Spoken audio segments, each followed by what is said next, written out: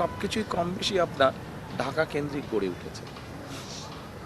আমি কিছুদিন আগে ৮ মাস আগে আপনার এক ভদ্রলোকের সাথে আলাপ করেছিলাম, প্রফেশনাল, উনি একজন আর্কিটেক্ট। ওনার সাথে আলাপ করেছিলাম। উনি ছাড়া আরেকজনের সাথে আমি বুয়েটের একজন স্পেশালিস্ট আছেন, উনি ট্রাফিক নিয়ে কাজ করেন, ওনার স্পেশালাইজেশন হচ্ছে ট্রাফিক ম্যানেজমেন্ট। এই দুই ভদ্রলোকের সাথে দুটো আলাদা বিষয় আমি আলাপ করেছি। তো প্রথমে আমি আর্কিটেক্ট যে ওনার সাথে কী আলাপ হচ্ছিল সেটা বলি।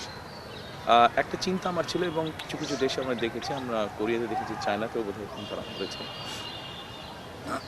সেটা হচ্ছে, যেমন ধরেন আপনি যদি ঢাকা থেকে রেলগাড়ির স্পিড হবে এভারেজে 60 থেকে 70 মাইল, নট কিলোমিটার। আপনি 1 ঘন্টায় কোথায় পৌঁছবেন? ইজিলি আপনি 1 ঘন্টায় ময়মনসিংহ পৌঁছতে পারবেন, ইজিলি 1 ঘন্টায় মুন্সিগঞ্জ পৌঁছতে পারবেন, মানিকগঞ্জ পৌঁছতে পারবেন, টাঙ্গাইল পৌঁছতে পারবেন, ইজিলি পৌঁছতে পারবেন। এখন এই যেই কটা জেলার কথা বললাম, এই জেলাগুলোতেও ছোট ছোট শহর আছে, জেলা শহর আছে, প্লাস সদর শহর আছে।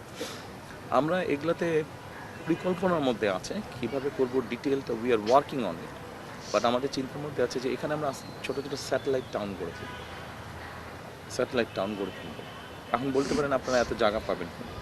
আমরা যেটা করতে চাইছি সেটা হচ্ছে যে নতুন জায়গা নিব না, যেই জায়গায় অলরেডি শহরটা আছে এই জায়গাতেই আমরা জিনিসটা তৈরি করব।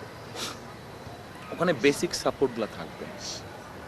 বেসিক সাপোর্টের মধ্যে স্কুল থাকবে, ভালো এডুকেশন থাকবে, চিকিৎসার সুবিধা থাকবে, গ্রোসারি মার্কেট, এই সুবিধাগুলো থাকবে। সিকিউর করা হবে জায়গাগুলোতে, সিকিউরিটি এনশিওর করার চেষ্টা করা হবে। তখন যেটা হবার পসিবিলিটি আছে যে এখন ধরেন একজন মানুষ ঢাকা শহরে একটা চাকরি, একটা জব নিয়ে আছে, তার ফ্যামিলিতে ধরেন 4 জন মানুষ আছে, সে সহ 5 জন। যে জব করছে সে তো সকালে অফিসে যাচ্ছে, কাজেই সে কমিউট করছে, আইদার তার নিজের পার্সোনাল ভেহিকেল থাকলে সেটাতে কমিউট করছে, অথবা পাবলিক ট্রান্সপোর্টে কমিউট করছে। তার বাচ্চারা স্কুলে যাচ্ছে আসছে, তাহলে বাচ্চা যদি দুটো থাকে তাহলে 3 জন কমিউট করছে। বাচ্চাকে আইদার সে নিয়ে যাচ্ছে, যদি নিয়ে যায় 3 জন কমিউট করছে, যদি তার ওয়াইফ বা তার বাবা বা মা বা ভাই নিয়ে যায় তাহলে 4 জন কমিউট করছে। সো আপনার যে কনজেশনটা, ট্রাফিক কনজেশনটা তখন হচ্ছে। আমরা যদি এই সিটিগুলোকে ঘিরে এরকম স্যাটেলাইট টাউন বানাতে পারি তাহলে হবে কি, ওখানে খরচ যেহেতু কম হবে, ওখানে যেহেতু স্কুল ফ্যাসিলিটি,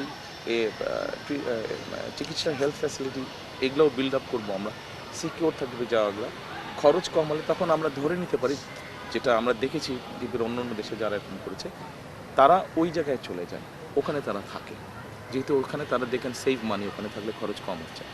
এবং ওই ভদ্রলোক প্রতিদিন আপনি ঢাকার যে কোনো জায়গায় যান না কেন 1 ঘন্টা মিনিমাম লাগবে, কিন্তু তখন টাঙ্গাইল থেকে 1 ঘন্টায় ঢাকায় চলে আসছে, সে তার অফিসে চলে যাচ্ছে, হয়তো 15-20 মিনিট আর বেশি লাগবে তার। তখন আপনি একটা বড় অংশকে আপনি এইভাবে বাইরে নিয়ে গেলেন, তখন ঢাকার সমস্যাটা, ট্রাফিক জ্যাম, এটা কমে আসার পসিবিলিটি আছে, এটা একটা। দ্বিতীয়ত, আমি এমনি তো পত্রপত্রিকায়, টিভিতে গত 17 বছরে দেখেছি অনেক ফ্লাইওভার হয়েছে।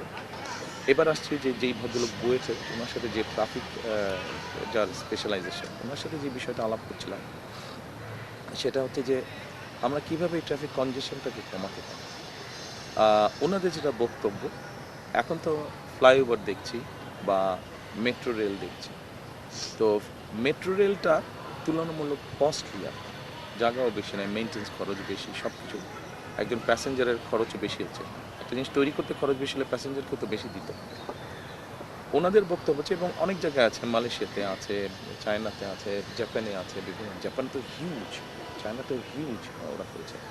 সেটা হচ্ছে মোনোরেলটার যেটা সুবিধা, ওনারা আমাকে যেটা বলেছেন, মোনোরেলটার যেটা সুবিধা, মোনোরেলটাকে যে কোনো সময় আপনি ডিসমাউন্ট করতে পারবেন, যে কোনো জায়গায় বসিয়ে দিতে পারবেন, বিমের মতন কতগুলো বসিয়ে দিতে পারবেন, আবার উঠিয়েও নিতে পারবেন। মোনোরেলটার সুবিধা, মোনোরেলটার ছোটো ছোটো বগি থাকে, 2-3টা বগি থাকে, আপনি মোহাম্মদপুরের ভিতর থেকে ঘুরিয়ে ঘুরিয়ে নিয়ে এসে হয়তো আপনি মূল একটা, যেখানে এসে মোহাম্মদপুর থেকে যারা এসে মেট্রোতে উঠেন তারা সেখানে কানেক্ট করতে পারবে, ওইভাবে যদি কানেক্ট করে, এইভাবে যদি আমরা ঢাকা সবগুলো এরিয়াকে কানেক্ট করতে পারি মনোরেল দিয়ে, যদি সেটা খরচ কম হয়, খরচ কম হলে ন্যাচারালি ওগুলাতে যারা ট্রাভেল করবেন তাদের খরচও কমে যাবে। তো এভাবে করে আমরা কনজেশনটাকে দূর করতে পারি। যত সহজে বললাম ব্যাপারটা অত সহজ না, সময় লাগবে, কঠিন কাজটা, বাট নট ইম্পসিবল। আমরা চেষ্টা করলে ইনশাআল্লাহ অবশ্যই পারবো।